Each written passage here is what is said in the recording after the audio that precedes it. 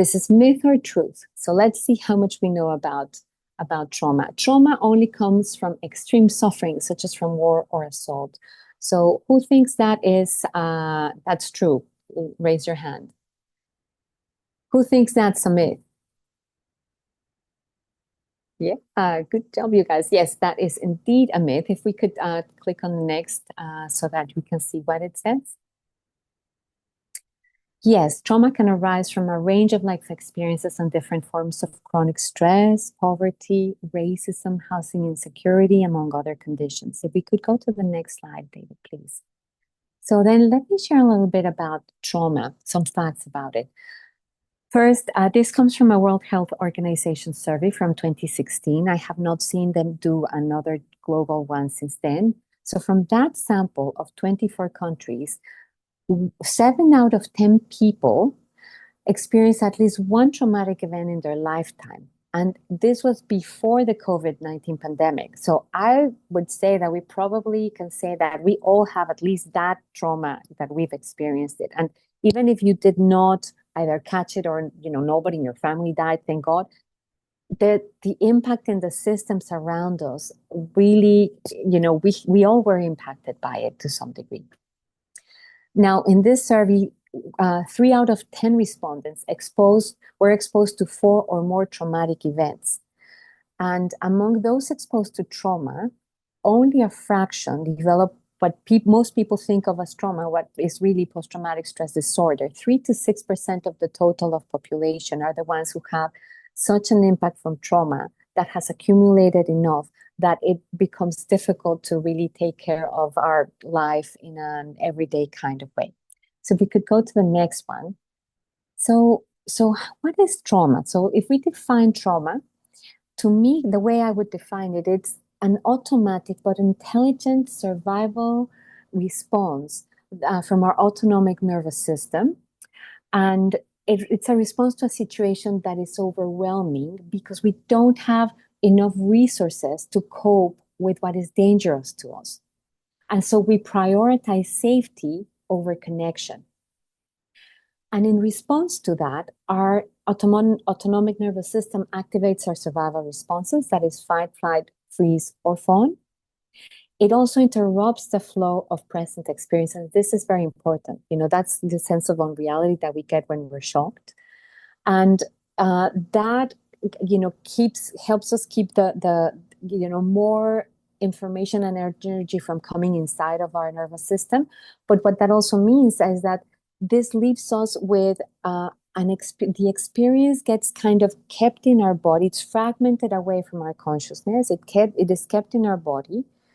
And the interrupted experience also leaves us with this danger lens activated in contexts that are similar to the initial event, even if there is no longer a danger present.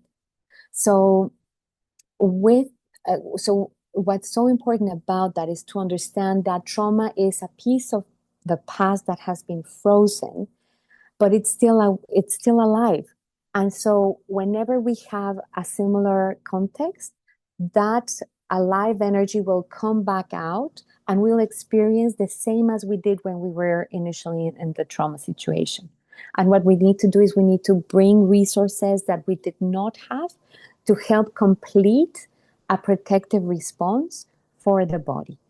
So if we could go to the next slide, please. So another myth or truth. So people with trauma just need people with trauma just need to try harder to get over it. So is that a myth or is that true? Who says it's a myth? Yes, it's a myth. So yes. So trauma involves the unconscious survival part of the nervous system, not only the conscious mind. So healing requires connecting both with enough support and safety. Now, if we could go to the next one. Now, why is it that we can't simply will trauma away? So we have 2 branches in our nervous system, the somatic or voluntary one and the autonomic. The somatic or voluntary one, it serves our capacity for engaging intentionally with our environment and bringing forth an appropriate response. So it is in charge of our sensory awareness and of our voluntary movements. If I raise my hand, it's because I can perceive that there's no ceiling and I'm not going to, hit my hand up here. And if I want to raise my hand, so my will can rule that. It can regulate that movement.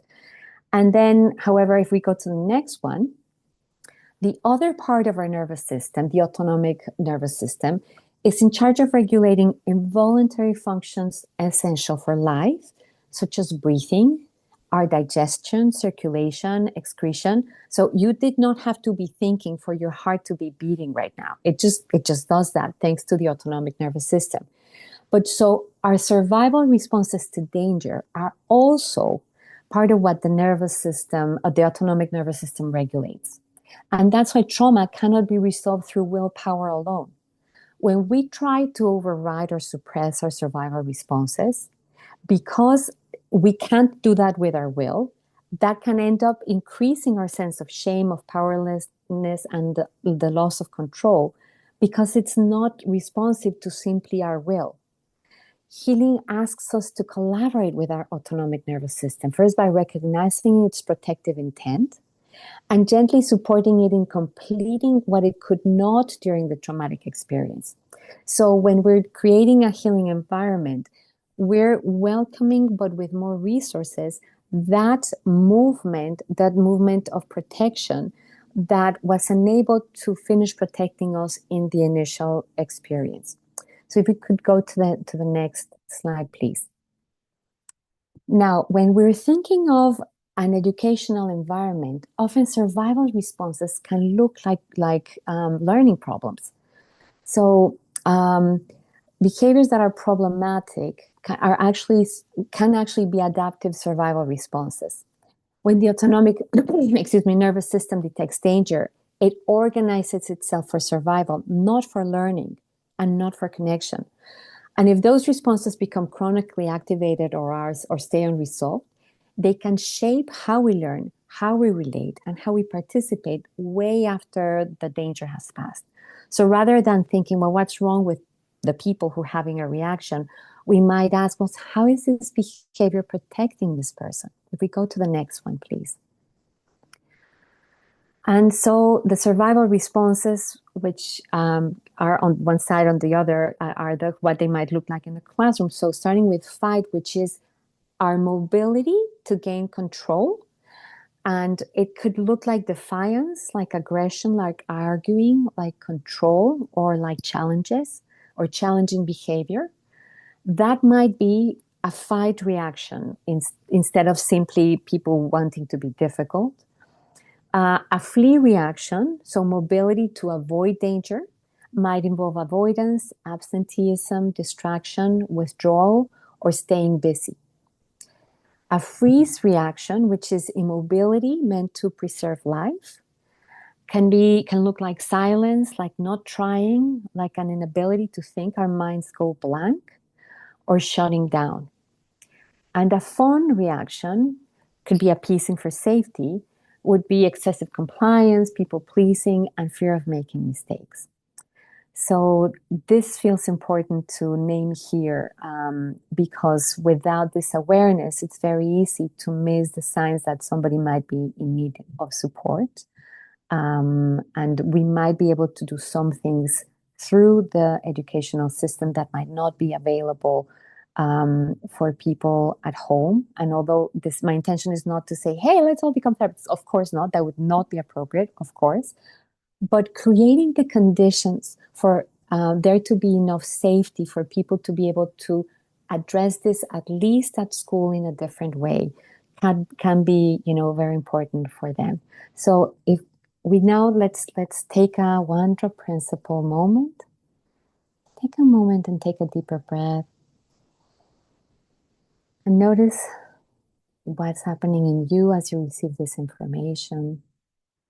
Notice what might be particularly relevant for you, what is resonating with you. And if you want to take a moment to stop the sharing, let's take a look now at what healing is. So first, I'd like to distinguish healing from curing. And as I'm a linguist originally, I go to the words themselves and their etymology. So cure comes from the Latin cura, meaning care, concern, or trouble, a successful remedial treatment of a disease. And what I want to highlight about that is that support for restoring well-being can come from outside of the subject. And that's what curing is addressing, is pointing to. However, healing is something different. Heal is derived from the Old English Highland, related to wholeness, to health, and to holy. And what this indicates is that the source of well-being itself lies within the subject. The power that created life can restore it. And what I mean by saying the power that created life is the power that has our hearts beating right now. I cannot make my heart beat right now, but whatever the life force that is in my body can do that. And that is present within each of us. So the capacity to heal is immanent, is already a part of us. And that's what I'm inviting us to activate more consciously, so that we can, so many of the things that we're already doing have a healing component to them. But when we actually do that more consciously, that gets potentiated. So if we could go to the next slide, please. Now, collective healing, I'd like to first look at what I mean by collective, because it's easy to get, to misrepresent that in terms of what I mean here. So collective healing is not the same as many individuals healing in the same space. Mm-hmm. It is healing that involves a collective, a body made up of humans that are in relation to one another. And that is different from a group of unrelated individuals. A group of people is to a collective what a group of neurons is to a brain. It's not the same, because there's functions that a brain has that a bunch of neurons do not have. Because even if you had the same amount of neurons, but they were not interrelated the way they are in a brain, they would not be a brain. It's the interrelatedness between them that makes them become a higher order being. Mm-hmm. So collective healing is when we come together with that intention, and as the body of a collective, as the body of, the largest one is humanity, but as a group of students from a certain place, as a group of women, or as, we am a mestiza of mixed race from in a combination of indigenous and Spanish. There's different categories that speak to different collectives. So as when we come together as a collective, ultimately is the human collective coming together to heal aspects of the experience of us. So I'd like to distinguish that. One more thing I'd like to say about collective healing is that collective healing is also not the same as healing at scale. It's addressing the ruptures between us as members of the human collective by connecting to the life force to which we all belong, and which has the capacity to integrate the fragmentation and the emotional intensity that keeps us separate.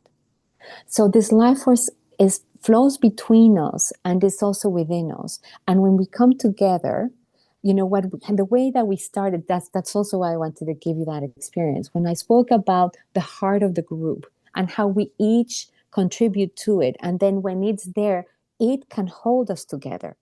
So it's that kind of energy that I'm talking about, that I feel we can activate in different ways. Now, some of those ways, and this is also where I invite your own creativity, because I'm sure that you can come up with, fun and amazing things that in which this can be expressed. But if we go to the next slide, sorry, that was what I shared before. The addressing the ruptures between us, and so the different healing activities, for example, addressing isolation through creative collective projects. When you bring together people who might be, and this is, one with painting, but it could be music, it could be movement, it could be writing, it could be anything that allows expression, because that allows what we were keeping inside to find a vehicle to be expressed in a safe environment when we're not alone, we're part of something larger. That's part of what makes it healing. Also, honoring the resources and learnings we receive from our ancestry to care for life. And because, and I'm saying here, honoring the resources to care for life, because our ancestors have bequeathed us with different kinds of legacies, some which are traumatic and can, become traumatic if we bring them into spaces. So when we focus on the resources to take care of life, I think that then creates a context that makes it safe for people to share, the traditional ways in which our ancestors have taught us to care for life. And I think there we can find a common ground for all of us that can help us start to value and understand and connect in other ways to the ancestry that we bring. And I also want to say, and there's times where, we might need to keep groups separate before they are actually able to come together to share something like this. I also want to name that. And then nourishing our collective caring capacities involving the local community and ecosystem. So responding to the needs of the community, responding to the needs of the ecosystem, and caring for life together is another way of, going beyond the institutional setting to actually create a larger movement for caring and for healing, and have that energy be more present in the ecosystem.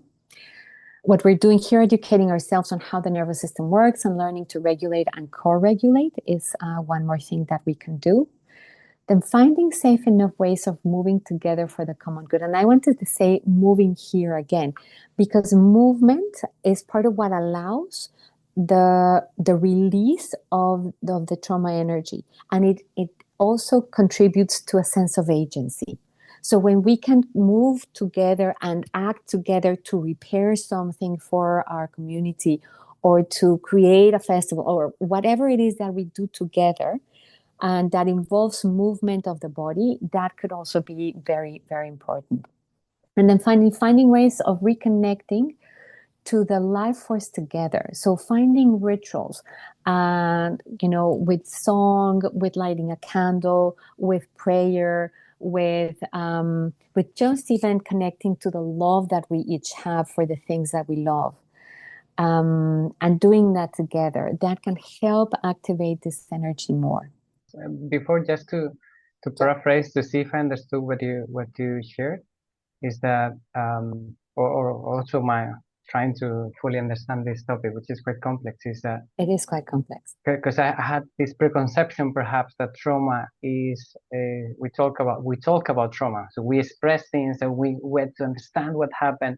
But what I'm hearing is that what we need to experience is safety. It's experiencing a level of safety first, and then potentially expressing through arts, through connection, through artistic collective experiences, through gardening with other people, not necessarily even talking about the trauma per se, but changing the experiences that I'm living. Exactly. That can bring, so healing starts with resourcing, but healing has like a longer arc.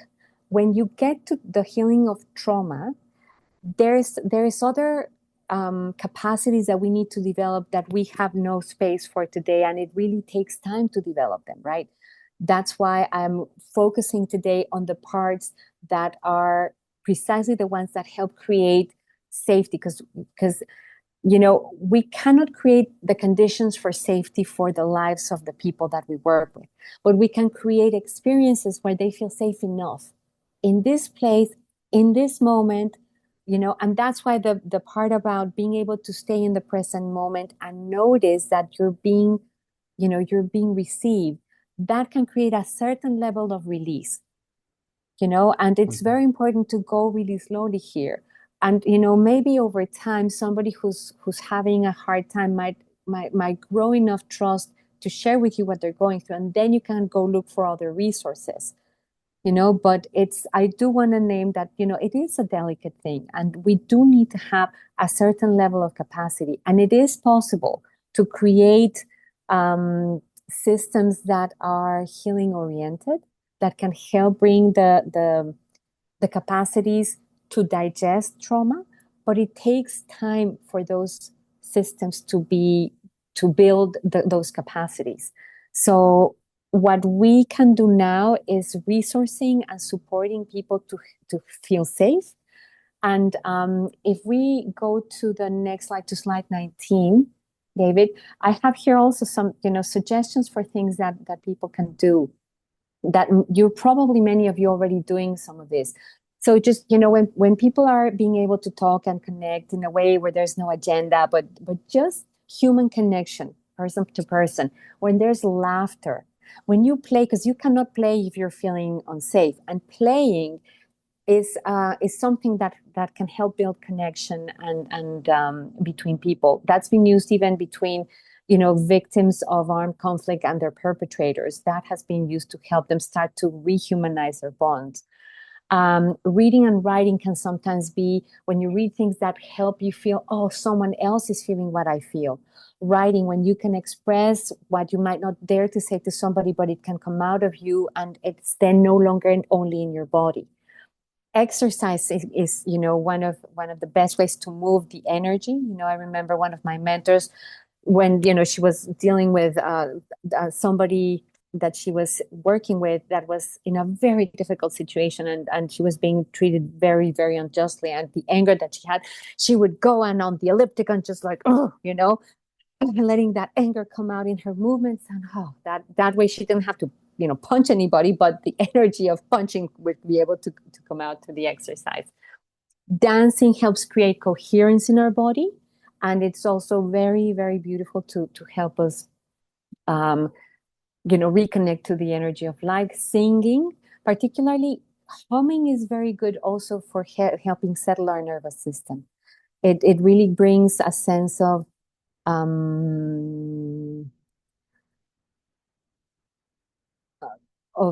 safety, but also like it helps a certain level of release that is very gentle, and that is also that's also why it helps quiet babies. Gardening, connecting to nature and taking care of life is also something that can be very nourishing to us.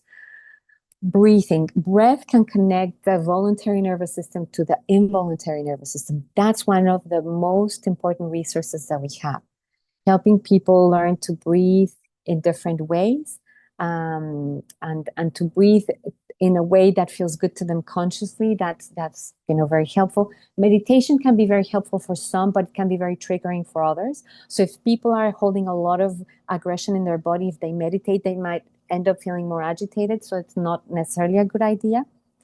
Resting, same. For some people, it can be, oh my God, just what they need. For some others, it just brings up the anxiety that their bodies might be holding. And cuddling in a safe space with people who are safe, just being held and being able to hold another, can also be very supportive. But again, also with a lot of care for some people. And this is, not to say that you should cuddle other people, but suggesting people to cuddle with their pets or with a stuffy, even like just even with a pillow. That can also be helpful, and it's a lot safer. So those are some resources that you could use also to help yourself, regulate yourself and be more present.